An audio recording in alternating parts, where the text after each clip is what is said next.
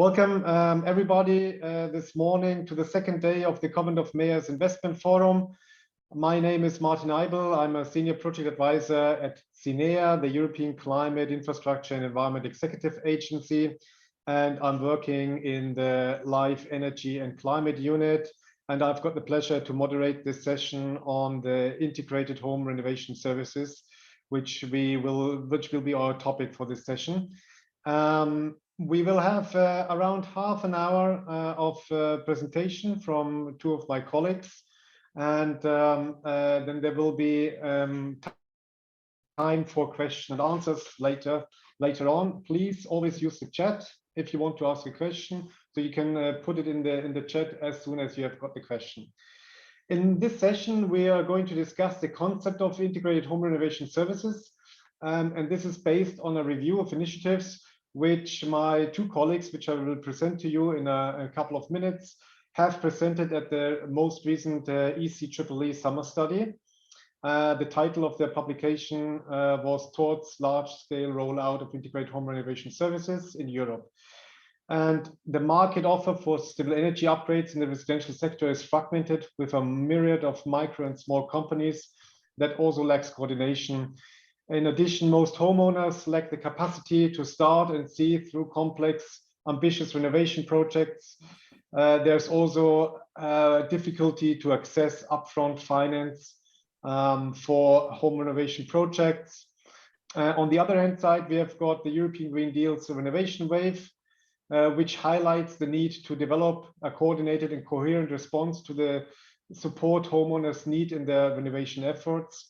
And in this session, we will discuss the concept of integrated home renovation services and try to position it in the current context of market offers related to home renovation across Europe.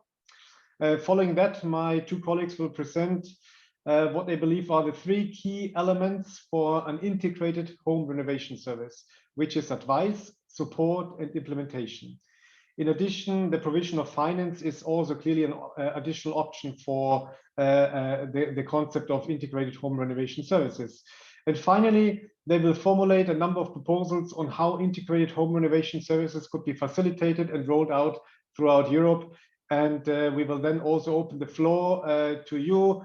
And we hope that you will also be able to share some experiences from your professional work and insights so that we can stimulate a nice discussion towards the end. Before I give the floor to my colleagues, I very briefly introduce them.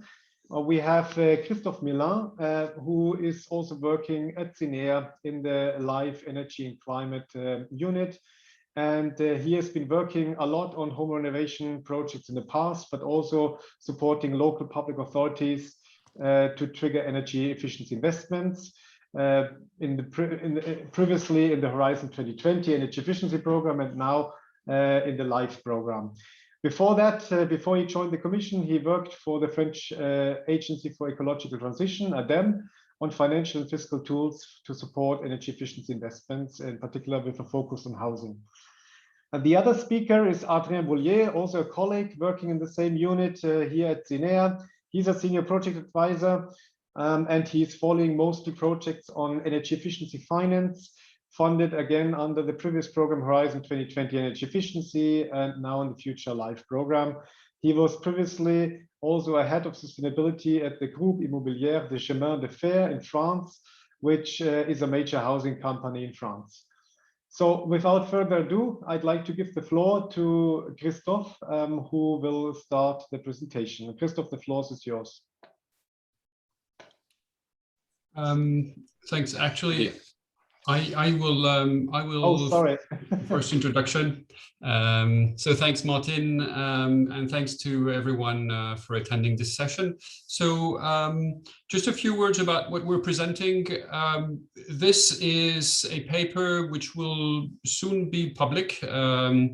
We're waiting for it to be officially published by the ECEEE summer study, which is a great event which took place last week. So this is a paper we're publishing, but it's basically a review of initiatives that are happening and are blooming across Europe. Lots of which have been funded through the Horizon 2020 Energy Efficiency Program, or through the ELENA program, or through other national programs or even private programs. But basically, what we intended to do was to do a review of what happens and try to structure, categorize things, and then see what we can do to upscale these initiatives across Europe. And this is pretty much the plan that we're going to follow. So if we can basically look at the next slide, Christophe, please. The outset for this review is we have very high ambitions for the EU, for the building stock.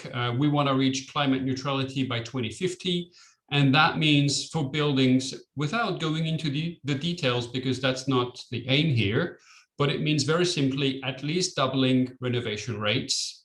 And not only doubling renovation rates, but really mainstreaming the idea of low energy renovation, which means right now, most of the energy renovations are shallow renovations. We're saving only 10 to 20% of energy when we're renovating. We need to go to renovate and save 60%, or at least get to low energy standards. So it doesn't matter so much how much you save every time, whether it's a deep renovation or not, but in the end, we need to get most of the building stock to class A, B, or C.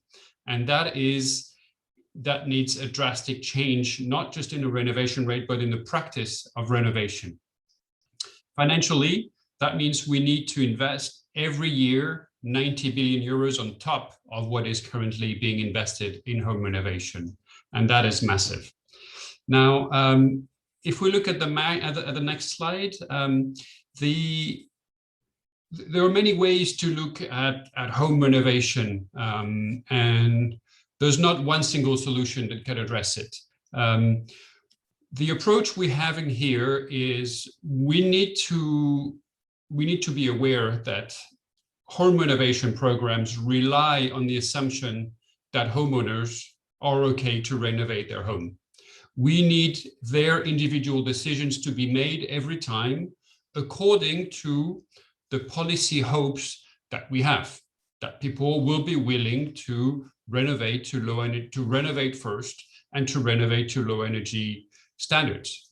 Now, is it really realistic? That is the question we want to ask. And basically, if we were in a physical room, I would have the pleasure of asking everyone in the room to raise their hand if they have already renovated their home. And then we would see that a number of people have not renovated their home. And I think the fair question to ask ourselves among people who are interested in home energy renovation is why so many people do not renovate their homes, basically. So this is the initial question we wanted to ask, and to bring in the concept of integrated home renovation services. So if I follow with this question, so why do homeowners not renovate their home? There is already quite a large literature on the reasons why people do not renovate their homes. There is a lot of focus on the lack of information, a lot of focus also on the lack of profitability for energy efficiency investment. Here, the assumption is that maybe people do not renovate their home because it's just too complicated. It's too cumbersome to go through the full process, and they're just not willing to engage in this process, even if they are aware of possibilities, and even if they may have the financial resources to do so. So to understand the homeowner experience and what it could mean to renovate a home, we define a number of steps along what we call the customer journey, from the first contact and getting information, to the design, to the financing, to the selection of companies to perform the work, and including ex-post monitoring and quality assurance, especially if we're dealing with low energy refurbishment. It's quite important. And in front of this customer journey, we place the main categories of actors in the market and try to qualify their current offer. And so I will not enter in the details of what we present here, but the main idea we want to convey is that basically the customer journey is no no one's business. So nobody is taking charge of the full process from first steps to actually ex post monitoring and quality assurance.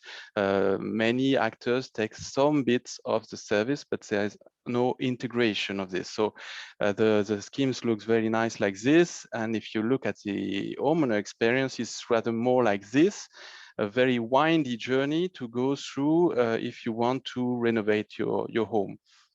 So the whole assumption of the core idea of what we are presenting here is that there is a need to simplify and a need to take care of this customer journey, to develop and support homeowners by developing integrated home renovation services, taking on tasks for which the homeowners are not well equipped, proposing a package offer, so meaning a number of services that are combined together and make sense together. Also integrated in the sense that you work jointly with a market actor and in local condition to make best use of what is locally available. And then we also use this term to qualify the fact we are working in housing with particular targets, which are non-professional individual in most cases. We are targeting renovation, so no new builds in this approach, and services to emphasize on the nature of solutions that is to be provided. And back to you, Adrien. Adrien? Okay, I don't know. I think we've lost Adrien. Yes, I think his screen is frozen, so we might have to. Okay, so maybe I will continue explaining what we've been doing. So what we've done is that we have been supporting a number of initiatives in Europe, notably in the frame of Intelligent Energy Europe and later with Horizon 2020. So there are a number of initiatives we've analyzed and followed over the year. Obviously, it's just a small subset of what is happening in Europe at the moment. Not all of them have been supported by our programs, but this is what we know best. And based on this analysis, we go through the different steps of the customer journey to clarify the type of solutions that may be promising or useful in this idea to integrate services. At first level of the customer journey, the information and marketing, emphasizing the fact that it addresses the largest audience, even though the messages are not specifically tailored. Here, the idea is really to convey messages on the interest of refurbishing and the ways to do it. So it can target a large audience, but not very specifically the specific situation of some homeowners. This kind of information actually also is useful for another aspect, is that it helps disseminate new social norms. So it's not only the information for those who will ultimately perform renovation, but also for the rest of the population to understand the importance of refurbishment and the importance of saving its energy in home. I see that Adrien is back. I don't know if you want to take the floor for a few minutes. Yeah. Sorry, my internet went down. So yeah, I think you've basically presented the first steps of. Did you present also the detection? Sorry. No, the detection. No, I was there, so you can take from there. Yeah. So detection was the idea is after you've got this very broad campaigns, there's a moment when you can basically grab the people at the right moment where they are, this is the prospects who are most likely to renovate their home. The typical example is the house buyer. So I'm buying a house these days. And very concretely, it's the time when you're going to do a bit of works anyway. So if somebody nudges you at the right moment to say, well, why don't you do a bit of work? So, the session before I was moderating the energy efficient mortgage initiative, where banks are basically saying, well, we can play this role. We can, we can nudge the consumer when they come to borrow money by saying, well, did you think of the energy performance of your home? What are you going to do to address it? We can help you with this and that, and we can lend you money for that. And we, so this is the detection part, which might see, it's not something you think of as a consumer, but it's something that in public programs is very important. So you can approach the house buyer by working with the banks, of course, working with real estate agencies, working with the Chamber of Notaries, for example, and just, informing them that whenever somebody comes to them, there's somebody they can call. So if there's a local service they can call to say, oh, my notary told me I should maybe look into renovating my home. How can you help me? Suddenly, the likelihood that people do something is much higher. And you're also much more efficient in advising them and helping them throughout the rest of the journey.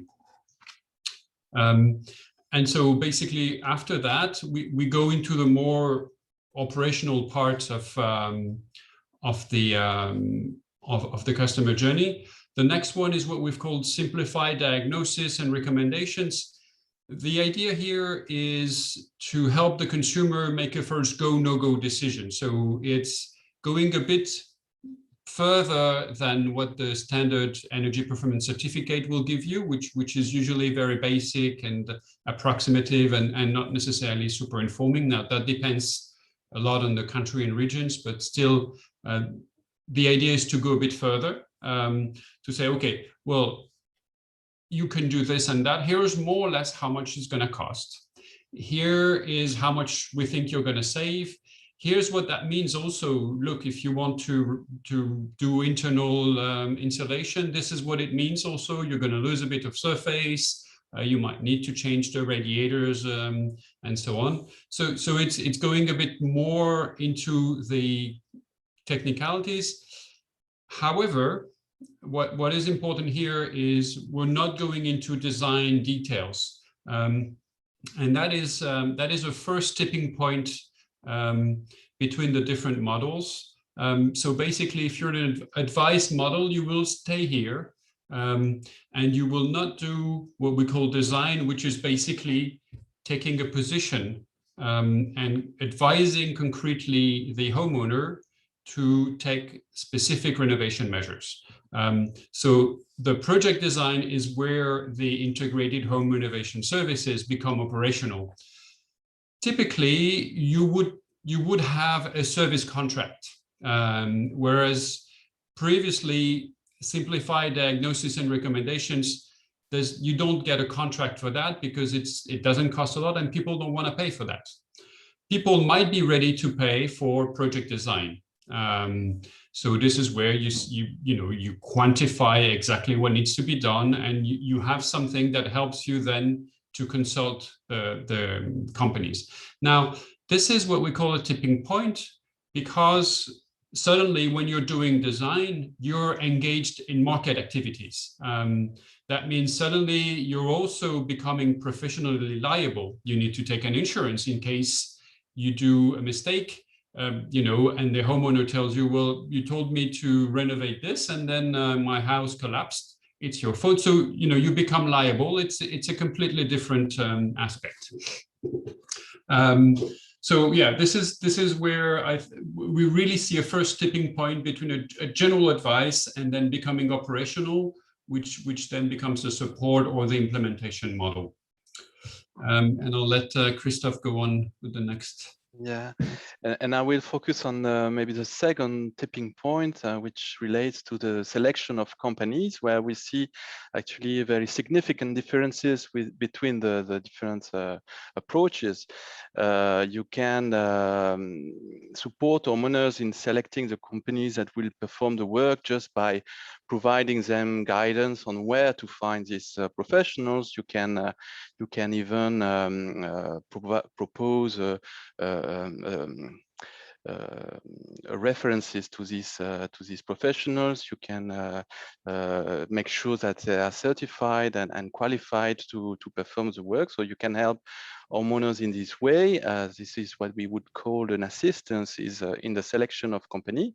You can even go further in a support model by actually also receiving the quotations and giving an opinion on the quotations that are proposed by professionals, and maybe help homeowners also negotiate the price. So you are going one step further than what you could do with an advice model.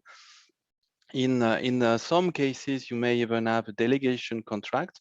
So the homeowners delegate some of the act to the Integrated Home Renovation Services, and within its mandate, the services provider can sign a number of acts, like the contract with construction companies.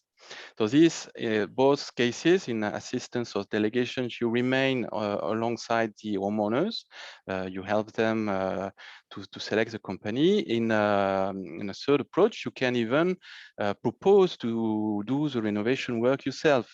So the Integrated Home Renovation Services therefore integrate also the execution of the work, and this is what we call a second tipping point, and where you change from a support model to an implementation models. In that case, you're not only providing intellectual work, you're also providing renovation work, and therefore the nature of your intervention also changed. So in that case, you have also an economic interest in the work that you are, the renovation work that you are providing. That doesn't mean the support you are providing in the design phase is not extremely valuable, but just that the position is not the same as if you were totally providing intellectual services. If I understand correctly what happened, I mean, I have some examples of that for example, the delegation helping homeowners selecting companies. This is typically the positioning of Hauts-de-France Base Renovation. They do not propose renovation work themselves, but they have a delegation contract, and they can sign a contract with professional to do the refurbishment. For the general contractor, you have, for example, Faci Rénov in Bordeaux, in France, who is proposing not only the design, but also the execution of the renovation work. If I understood correctly what happened with Énergie Positive in Ile-de-France, I think they started with a general contractor approach, proposing to conduct the work, and now they are migrating to an assistance and delegation approach. So not proposing the work themselves. There are several reasons for that. Maybe if they are in the room, they could complete. I don't know if they are. But one of the main reasons for this migration from one model to the other was the difficulty to find qualified partners to team up and propose an integrated renovation package to homeowners, and the difficulties in particular to team up with professionals that would be jointly committed in delivering the quality for the work performed. Because indeed, and especially if we are discussing low energy refurbishment, the market is very immature still. There is still a very high risk of poor workmanship, and especially for refurbishing the building envelope, for example. There are a number of difficulties, and the market is still not mature on this. And so the question is not so much who is doing the work. Even in the most integrated services that I've discussed just before, ultimately the one performing the work are professionals that are hired by the integrated services, either directly or through delegation contract. But the main question, so, is not who do perform the work, but who is responsible in front of homeowners for the work, and how you can build trust how you can build homeowners trust in this type of low energy refurbishment. the notion of quality assurance are key to that respect. And here also we see differences between the different models. In our opinion, the quality should not only address energy savings achieved, but the full package of services that are provided to homeowners. So from the first initial contacts to all the way to after-sales services, even including a quality assurance on the work performed. It's definitely important to have at least an intrinsic performance guarantee. That means that you commit to deliver the work with a quality standard, use the good materials, the good methods to put in place the material, and you are committed to intervene in case there are things that were not properly done. There is even the possibility to propose a real guarantee on the savings.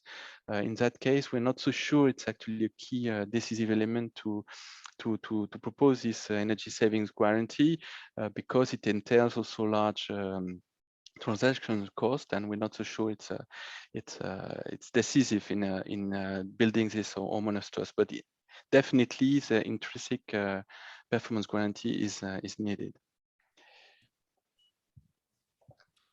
So, okay, then basically, once we've gone through all the steps, what we observe from the various experiences that are presented today and in previous events is three main models. And as you can see here, for those of you who play a bit the guitar, it looks pretty much like the fretboard of a three-string ukulele.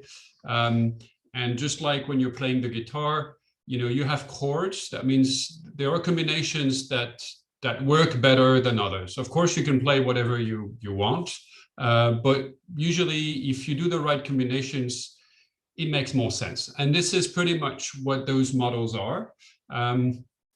So they're heuristic, I think. They're not something set in stone.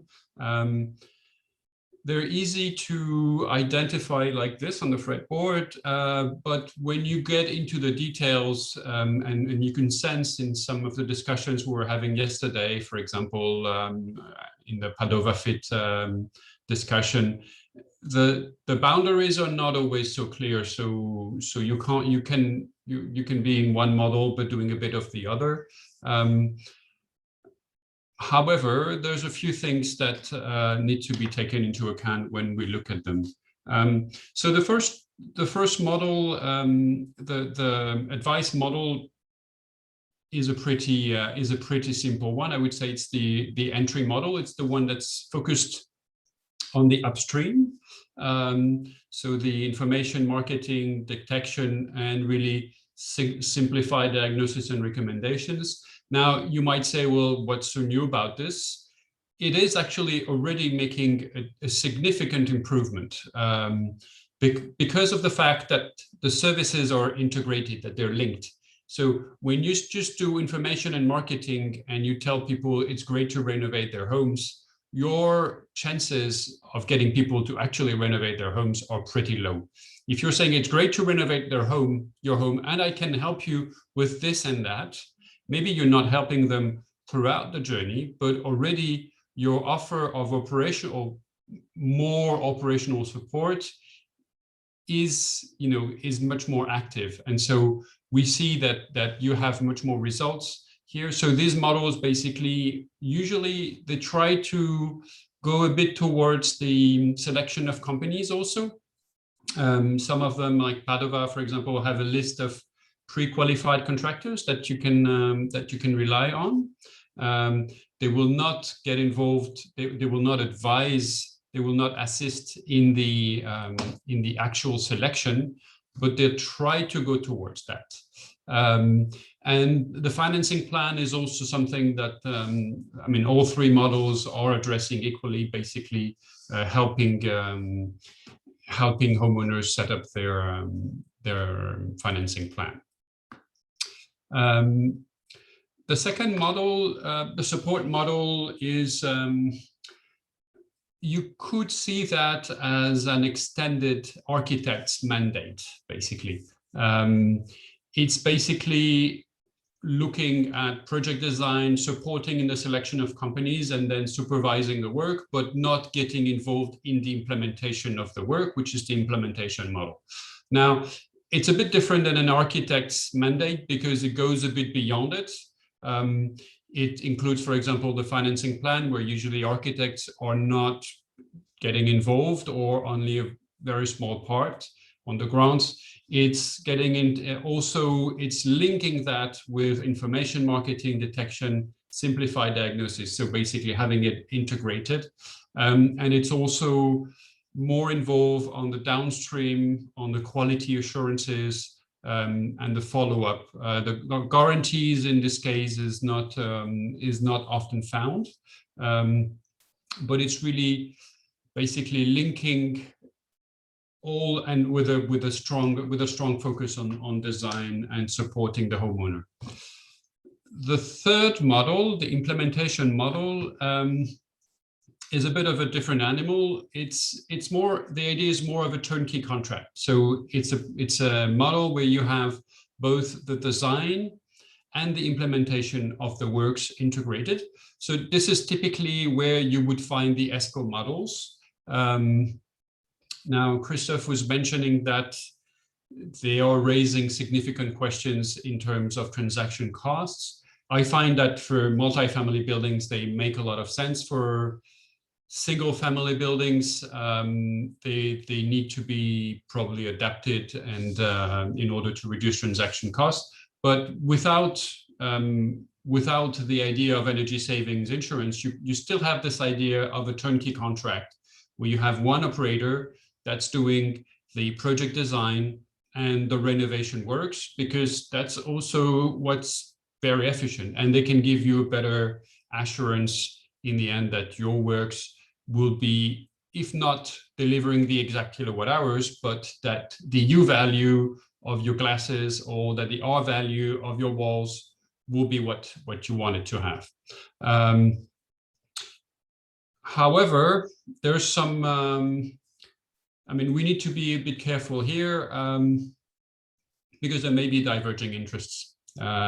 So if you're doing the renovation works, your interest is that the amount of works is higher because that's where you're going to make margin. So at some point we have to be aware that there may be issues, or it may be perceived as an issue, that this integrated home renovation services are advising homeowners to make more works and then cashing in the money on the works. So that is for us a point of attention. Now, financing, as you may have seen, is not. We don't identify it as a model. It's more a plug-in option. So you could basically add it to each of the three models that we identify. We haven't seen it really on the advice model, but on the support and implementation models, there are clearly experiences looking at that. So if we're looking at developing a standalone offer, that requires really a specific legal framework for an integrated home renovation service to develop their standalone offer. That is the case in some countries. France has developed a specific legal framework for that. It can be the case also if you have ESCO models. But the way that we see it, this is not necessarily essential to deliver integrated home renovation services, and there can be also, you can also add and beef up your services by supporting homeowners in accessing public grants, for example. So all the paperwork, which is not necessarily easy for everybody to understand. So taking over that part, but also the pre-financing of public grants. I mean, most public grants are not paid before you do the works. They paid after you do the works, and they're paid quite a long time after that. So if the homeowner doesn't have any cash, then pre-financing that could make a lot of sense. And then basically a lot of the homeowners will go to their bank or a bank to finance the renovation works.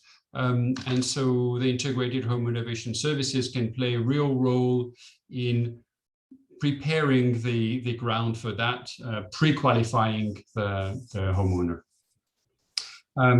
So I'll stop here because we're running a bit out of time, and then hand over to Christophe. Thank you. And I will have just a few more slides before getting into the conclusion of this.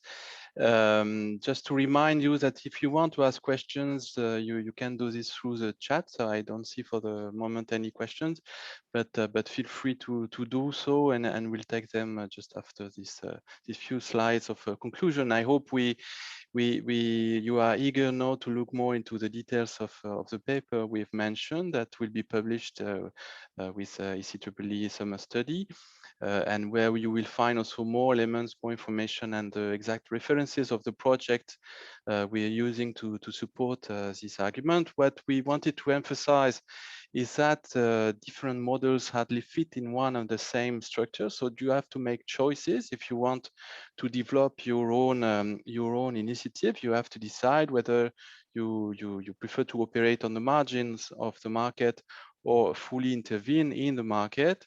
If you are providing only intellectual work, or if you also aim at providing renovation work, and if you deliver or not, if you have a financing offer in the package of services that you're going to propose to homeowners. So there are a number of choices that needs to be made, and needs to be made also in relation to your target territory, target market. You have to balance the cost of the most comprehensive models with regard to the investment potential and what you can reasonably expect to trigger in your territory. And especially if we discuss low energy refurbishment, and I think we should be discussing low energy refurbishment, there is not such a long track record of successful operation. As I said, the market lacks maturity at the moment, and so you also have to consider where you should place your public intervention to create homeowners trust, so to have this snowball effect and maybe trigger further initiatives, not only by you and the services you've developed, but also by possible replicants in your territory or elsewhere. And we're not taking position in this paper. We saw the different models, and I think all of them have their features and interesting features, and relevant relevant things to learn from. In the end, also we not taking position because results will always be a compromise based on your local conditions. So either you have a skilled professional in your territories or you don't. You may consider your positioning in relation to that. Either you have a very adapted financial offer in your market, so you don't really need to develop your own, or you don't, and then maybe you have to think on the possible financial solutions you can provide. So all the time you have to balance your decisions with regard to your investment potential, the needs of your market, and what already exists. We also raised the question on whether these type of services should be economically viable. I mentioned that this paper is based on analysis of different initiatives we've been supporting in the past, and we are still supporting, and we will still be supporting in the future, actually. And from these experiences, we see that they take 4 to 6 years to reach a maturity. And by maturity, I mean to reach to operate at scale, to have their processes in place and so on, and all their offer packaged and ready to be proposed to homeowners. But none of the initiatives that we've been supporting so far, even the oldest one, has reached self-sustainability for the moment. They have they all still need some kind of support to operate. What we also see is that they have delivered significant investment, and the solutions they are proposing are met by a need from the market. So clearly this resonates, and this approach makes sense, and in the end is a quite effective use of public funds. The money that is spent in this type of support schemes trigger significant investment and have a high leverage factor. So this is to be considered, and maybe is an argument to justify why this type of services should continue to be supported in the future. But if you do so, and I think that would be relevant, you have to pay special attention to the legal and regulatory framework to facilitate large-scale deployment. If you're willing to engage in market activity, and also if you're willing to support and subsidize part of the services that are in the market activities, then you have to take special care of legal and regulatory conditions to do so. By way of conclusion, we think that integrated home renovation services are essential to move towards our climate goal. They really respond to a need from homeowners, and especially if we want to go for low energy refurbishment, and we need to go there, we need to propose solutions to homeowners. We need to help them and alleviate the burden of home renovation. We really need to develop an offer that is currently not proposed by the market.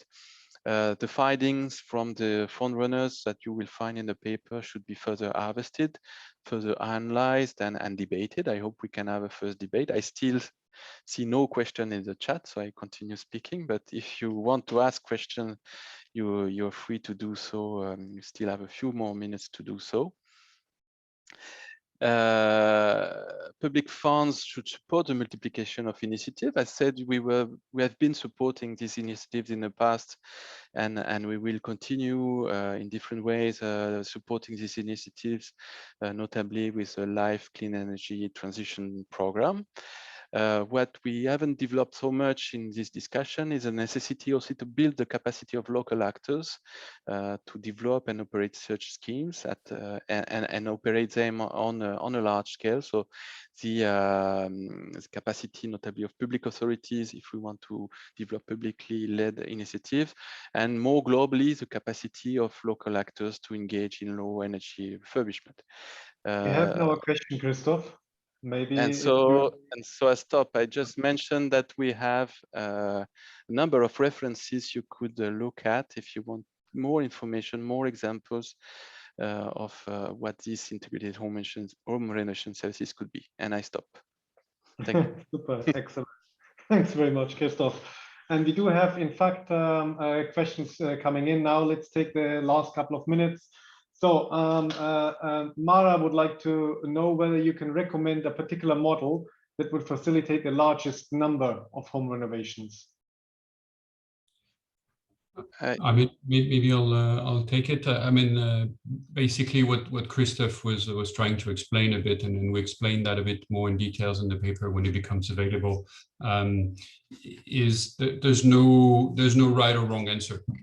You really need to look at what territory you want to address. What are your targets? You know, are you trying to change boilers, or are you trying to insulate buildings? Is it multi-family buildings, or is it detached houses? And all of that, and you know, how are craftspeople organized? Are they single one-man show every time, or do you have general contractors? So depending on that, you'll need to adapt basically in order to deliver. So there's no clear answer to that. Okay, good. Let's move on. Christoph, do you want to add something, or shall we move on to the next question? Yeah, good. Because there was also one question coming from Almut. about the importance of the independence of such an integrated home renovation service. Connected to the question, who should run it? Should be I guess it leads to, should it be a public service? Should it be more commercial interested service? Who should run it? Yeah, we didn't develop this in the presentation, but most of the initiatives that we've been presenting and analyzing were led by public actors, even though we can find some examples of privately driven initiatives. This notion of independence is very closely related to the notion of trust, and that's why we emphasize a lot on the nature of services that is proposed. I mean, the notion of independence. I mean, I don't know exactly what is understood by this in here, but if you take part in market activity, if you engage in either the support or an implementation model, you're not so independent anymore. I mean, you're taking sides. Either if you are in support model, supporting homeowners in negotiating the prices with professionals, then you're clearly engaged and taking positions on this market offer. If you are proposing the full package of implementation and also proposing to conduct the renovation work, then you have, as Adrian emphasized, an economic interest in developing this work. So you are fully committed in these activities. That means if you are a public actor or publicly driven initiatives, there are a number of things to put in place to make sure that you comply with public procurement rules. But this we could not develop, but obviously this is being done by the ones that are developing now. Maybe we can say that the examples you show on the slide right now, Christoph, I mean, I guess there are also some of them to a certain degree which have probably a stronger commercial interest, and then there are some which are probably more publicly driven, I guess. So you probably find a mix of things in this picture.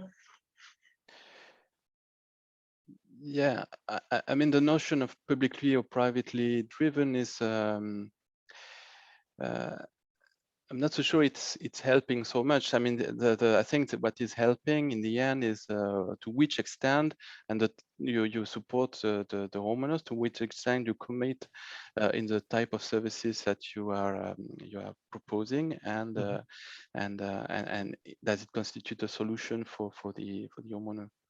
It can be public or private. There are many things we haven't discussed here, but once you've decided on what are you proposing to homeowners, how you are proposing is full of the discussion that we could have, but there are lots of possibilities actually. Okay, good. I think I'll have to leave it here because we're running out of time really. But thanks very much for the very illustrative presentation. And before I close, I just like to just make a few announcements. So after this session, there is another set of sessions at 11 o'clock, starting at 11 o'clock.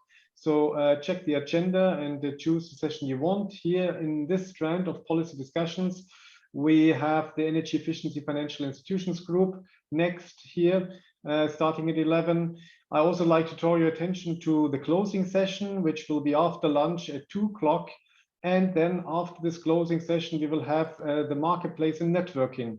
And also an information session on the live clean energy transition and the climate change adaptation mitigation programs.